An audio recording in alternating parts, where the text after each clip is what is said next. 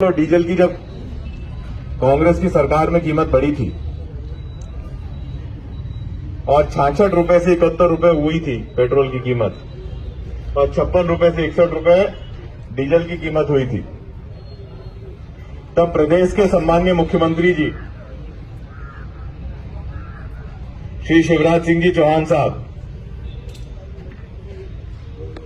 अपने घर से मुख्यमंत्री रहते हुए साइकिल पर निकले थे और साइकिल से वल्लभ भवन गए थे। मुझे लगता है कि वो साइकिल शायद अब मुख्यमंत्री निवास में नहीं है। हो सकता है कि उनके किसी साथी विधायक ने या मंत्री ने उसे चुराकर बेच दी हो।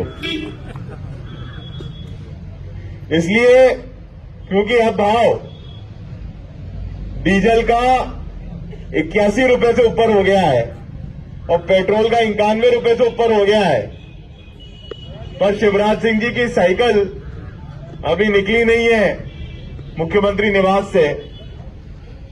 तो मेरा एक प्रस्ताव है कि हम जीरापुर ब्लॉक की तरफ से एक साइकिल खरीदकर राजगढ़ के कलेक्टर साहब को भेंट करेंगे ताकि वो मुख्यमंत्री शिवराज सिंह चौहान तक पहुंचा दे और अनुरोध करें उनसे कि जब 71 रुपए हुआ था डीजल तब आपको बहुत चिंता थी प्रदेश के नागरिकों की। अब 91 रुपए हो गया है, जरा चिंता करो। अब कोई भाजपा का साथी बैठता है, कल मैं एक डिबेट में गया, एक अभी कांग्रेस से कूद के भाजपा में गए विधायक जी मेरे सामने डिबेट में आए। उनने कहा टीवी में कल आईबीएन में कि वो ऐसा है कि ये जो भाव है पेट्रोल डीजल का ये अंतर्राष्ट्रीय बाजार पर निर्भर करता है, इसलिए इसका यहां पर कोई लेना देना नहीं।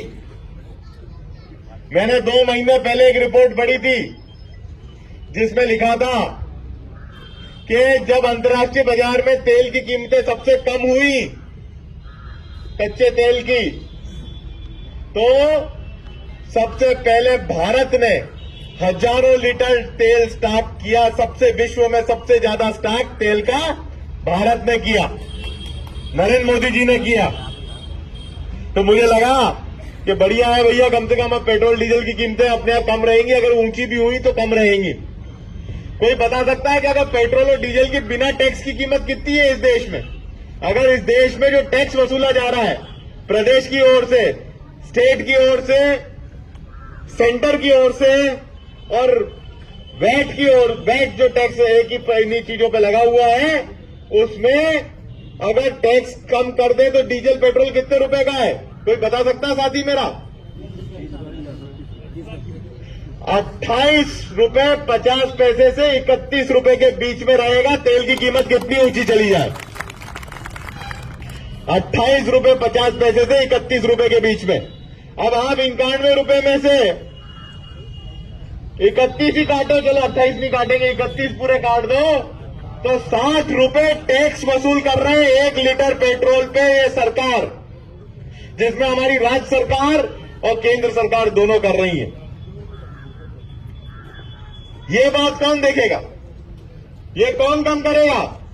किसके आगे गुहार लगाएंगे कम करने के लिए? अभी बिजली की दर बढ़ाई गई, वर्ष 2015-16 में 6% बढ़ाई गई, 16-17 में फिर 7% बढ़ाई गई और 17-18 में 10% बढ़ाई गई। 18-19 में नहीं बढ़ाई क्योंकि 18-19 में चुनाव था, इसलिए नहीं बढ़ाई। और जैसे 18-19 में कांग्रेस की सरकार बनी, मैं मंत्री रहा, मैंने 1 रुपए बिजली की बिल, 1 रुपए का 1 पैसे बिजली की कीमत नहीं बढ़ने दी। मेरे पास भी बड़े प्रस्ताव आए थे, मेरे से भी बड़े अधिकारियों ने कहा था कि बिजली की कीमत तो बढ़ानी पड़ेगी मंत्री जी। मतलब बिजली की कीमत जब तक मैं मंत्री हूं नहीं बढ़ेगी। जिस दिन मुझे मंत्री पद छोड़ो हटा, या तो मंत्री को हटा दो या बिजली की कीमत किसानों की बढ़ा दो। मैंने नहीं बढ़ने दी, पर सही है जो मैंने कहा था मैंने कहा था कि जब तक मैं मंत्री रहूंगा तब तक नहीं बढ़ने दूंगा, तो मैं मंत्री पद से हटा और सीधे बिजली की कीमत भी बढ़ना शुरू हो गई। और आज एक समाचार पत्र में आज भी छपा है कि अभी 15 पैसे बढ़ी है, 1% बढ़ी है, अगले साल 6% बढ़ेगी। ये कौन लूट का जवाबदार कौन है भैया? हमने किसानों का बिजली का बिल आधा किया, 100 रुपए 100 यूनिट की जो योजना चलाई थी, ना तो वो चलने दे रहे हैं ना बंद वो कर रहे हैं। और सारे लॉकडाउन के टाइम पे जब लोग अपने घरों के अंदर थे तब के भी बिल आ गए हजारों लाखों रुपए के।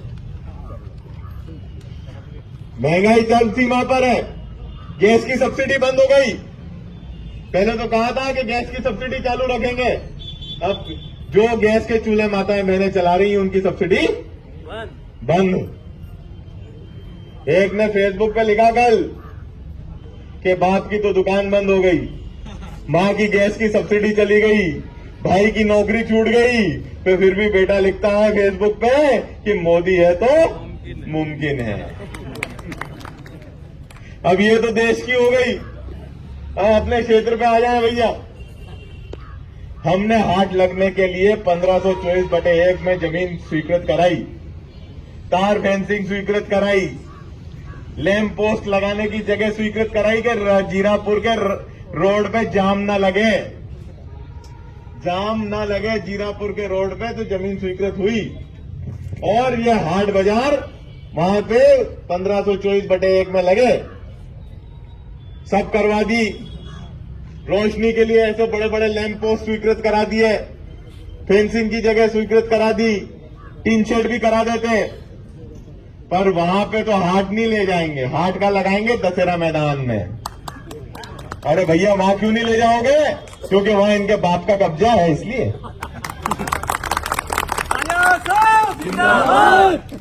क्यों नहीं ले जाओगे तहसीलदार साहब?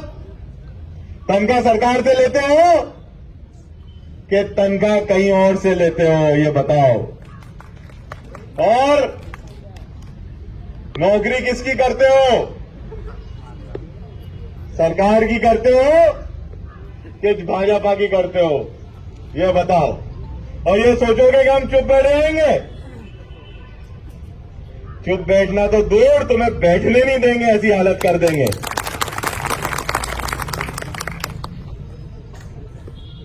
आज इनका अतिक्रमण दिख रहा है गरीबों का, नगर पालिका का, और बहुमंजिली इमारतें नहीं दिख रही है अरबपतियों की, करोड़पतियों की, जिनने 2-2, 3-3 मंजिल मकान और दुकान बना रहे हैं। सरकारी जमीन में दुकान बनाकर 20-20 हजार रुपया किराया ले रहे हैं। उनकी दुकानें नहीं दिख रही, उनके मकान नहीं दिख रहे, गरीबों के मकान दिख रहे हैं। हमने जीरापुर में किसी का मकान नहीं तोड़ा, हम भी सरकार में रहे और मंत्री रहे, कभी किसी को झूठा नहीं बताया, क्योंकि ऐसे संस्कार हमें नहीं मिले हैं। पर भारतीय जनता पार्टी जब से सरकार में बैठी, इस बात का ध्यान नहीं दे रही कि पहले कैसे बिजली आती थी, पहले कैसे ट्रांसफार्मर मिलते थे। 1 साल पहले बिजली कटती थी तो 5 मिनट में जुड़ जाती थी, ट्रांसफार्मर 2 दिन में बदला जाता था। आज चक्कर काटते रहो, जब तक जेब गरम नहीं करोगे अधिकारी की तब तक कोई भी ट्रांसफार्मर नहीं मिलेगा। साथियों, मेरा आपसे अनुरोध है, क्षेत्र का विकास रोक रहे हैं। जीरापुर में हम नया अस्पताल बनवा रहे हैं, तो ये जाके कहते हैं वहां मत बनवाना, वो कांग्रेस का आदमी है प्रियव्रत सिंह वहां काटना। क्यों? क्या जीरापुर के लोगों को इलाज नहीं होना चाहिए? क्या जीरापुर के जनता को अच्छे अस्पताल का अधिकार नहीं है? 4 ग्रिड हमने मंजूर कराए तो उस पर रोक लगवाने का काम कर रहे हैं। फिर रोक भी हम खुलवा लेंगे और काम भी हम करा के दिखाएंगे, थोड़ी मेहनत ज्यादा करनी पड़ेगी। पर साथियों, ये भारतीय जनता पार्टी की सोच है और इस सोच के खिलाफ आज हमने धरना प्रदर्शन रखा है और तहसीलदार साहब को भी अभी ज्ञापन भी देंगे और चेतावनी भी देंगे कि सरकारी कर्मचारी के रूप में काम करो। जब नौकरी लगी थी, जो शपथ ली थी, उसके अनुसार काम करो। इस प्रकार के काम करना बंद करो, गरीबों का अत्याचार करना बंद करो। और गरीबों का अत्याचार इसलिए ताकि अमीरों की रक्षा कर सके, रसूखदार लोगों की रक्षा कर सके। तो ये राजनीति तो यहां जीरापुर में नहीं चलने देंगे। साथियों, सैकड़ों बीघा का अतिक्रमण नहीं दिख रहा लोगों को, इन गरीबों का अतिक्रमण दिख रहा है। मेरा आपसे यही निवेदन है भाइयों कि हम सच्चाई पहचानें।